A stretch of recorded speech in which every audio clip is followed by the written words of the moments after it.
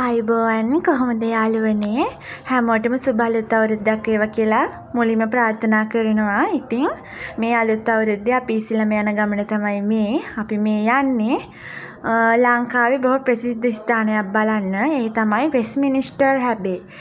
හෙවත් ගෝවින්ද හෙළ කන්ද බලන්න තමයි යන්නේ. අපි මේ ඉන්නේ ගෝවින්ද හෙළ කන්දේ උතුරු පැත්තේ. මේ ගෝවින්ද හෙළ කන්දේ උතුරු පැත්තේ තියෙන ගුහා සංකීර්ණය බලන්න තමයි අපි මේ යන්න හදන්නේ. අපි යමු මේ විදිහට ඉස්සරහට. මේ විදිහට අපි ඉස්සරහට යද්දී අපිට හම්බ වෙනවා මේ කන්දේ තියෙන ලෙන් කිහිපයක්. ඒ ලෙන් වල තාපසවරු හිටියා කියලා තමයි කියන්නේ. ඒ වගේම තමයි මහරහතුන් වැඩි තැනක් විදිහට තමයි මේ භූමිය සඳහන් කරන්නේ. ඉතින් අපි යමු ඉස්සරහට. මේ ඈතින් පේන්නේ වගේ ලෙනක්. අපිට ළඟට යන්න පුළුවන්ද බලමු. ඔයාලට සමීප රූප ගේන්න. ඔව් අපිට යන්න පුළුවන්. මේ යමු අපි ඉස්සරහට බලමු ගිහිල්ලා මේ ලෙන් කොයි වගේද කියලා. වර්තමානයේත් මේ ස්වාමින් වහන්සේලා ජීවත් වෙලා තියෙනවා.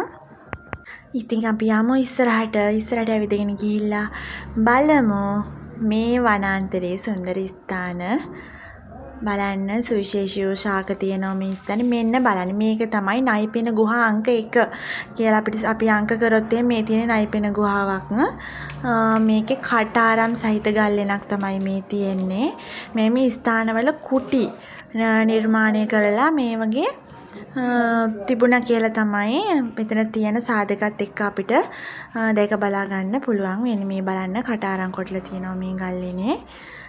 ඉතින් වැස්සෙන් ආරක්ෂා වීම වැහි වතුර ඇතුළට එන්නේ නැති වෙන්න තමයි මේ කටාරම් මේ ගල්ලෙන් වල කොටලා තියෙන්නේ කියලා තමයි අපි අධ්‍යයනය කරනකොට අපිට දැනගන්න ලැබුණේ. ඉතින් අපි යමු මේ වනේ ඉස්සරහට මේ විදියට. මෙන්න තවත් එක ලෙනක්. මේ ලෙනේ තවමත් කුටි දක්නට ලැබෙනවා. වර්තමානයේ කුටි තියෙනවා මේ ලෙන ඇතුලේ. ඉතින් ස්වාමින් වහන්සේලා බණ භාවනා කරන ස්ථානයක් විදිහටත් තමයි මේක කියන්න පුළුවන්. මේ බලන්න සක්මන් මළුවකුත් මේ කුටි ආසන්නයේ තියෙනවා. මේ බලන්න ඔයාලට පේනවා ඇති.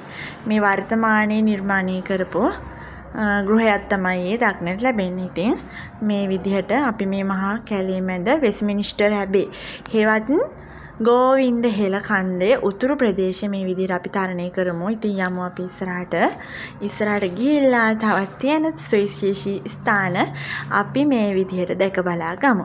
ඉතින් අපේ ඉතිහාසයේ ප්‍රෞಢත්වය සිංහලයේ ප්‍රෞಢත්වය කියාපාන මේ වගේ තැන් අපිට දැක ගන්න පුළුවන්. ඉතින් යමු අපේ මේ සුන්දර පරිසරයේ තියෙන සුවිශේෂත්වයක් බලාගෙන අපේ අතීත මුතුන් මිත්තන් කළ කී දෑ බලාගෙන එන්න. ඉතින් යන් අපි ඉස්සරහට ගිහිල්ලා බලමු තවත් එක ලෙනක් තියෙනවා මේ වනාන්තරය ඇතුලේ. ඉතින් අපි යමු. අපි යන් ඉස්සරහට